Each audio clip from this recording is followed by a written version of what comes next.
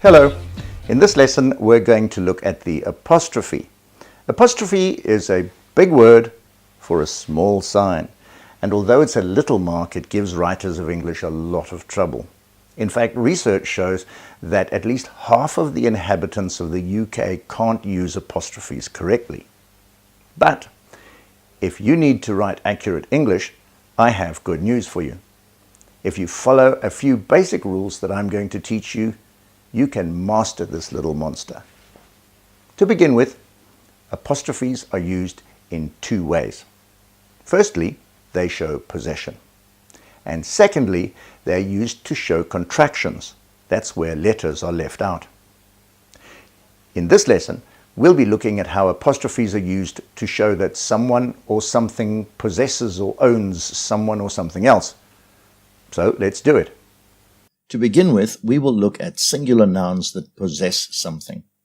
These can be common nouns like dog, shirt, and teacher, as well as proper nouns such as the names of people or places like Daniel, Missameni, and the United Kingdom. Here's a simple illustration: a man and his bike.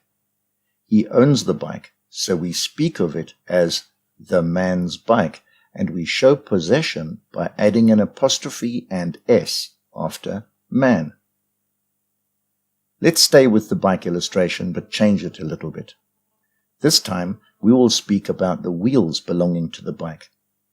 We write, the bike's wheels. Note that even though there are two wheels, the position of the apostrophe plus S at the end of the word remains the same. But what happens if we have a singular noun that ends in S? There are two ways to approach these words, but to keep things simple, follow the same rule you just learned. Put an apostrophe plus S after the noun. Here are some examples. The princess's crown, princess plus apostrophe S, and Dr. Jones's patient, Jones apostrophe S. Now, let's look at plural possessives. Here's a group of boys who together own a ball. We can write, the boys' football is black and white. The plural word boys takes an apostrophe immediately after it, but no S, because we don't say boyses. Next, let's look at irregular nouns. These are nouns whose plurals don't end in S. Here are the most common ones. Man becomes men, the plural of woman is women, child becomes children, and people is the plural of person.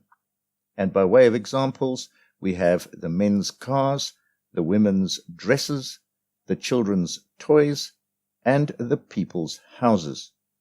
In each case, we write apostrophe S.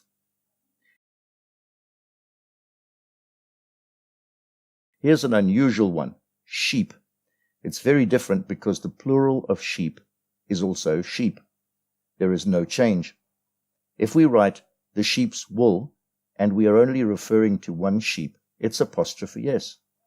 And if we refer to more than one sheep, it's exactly the same, apostrophe S.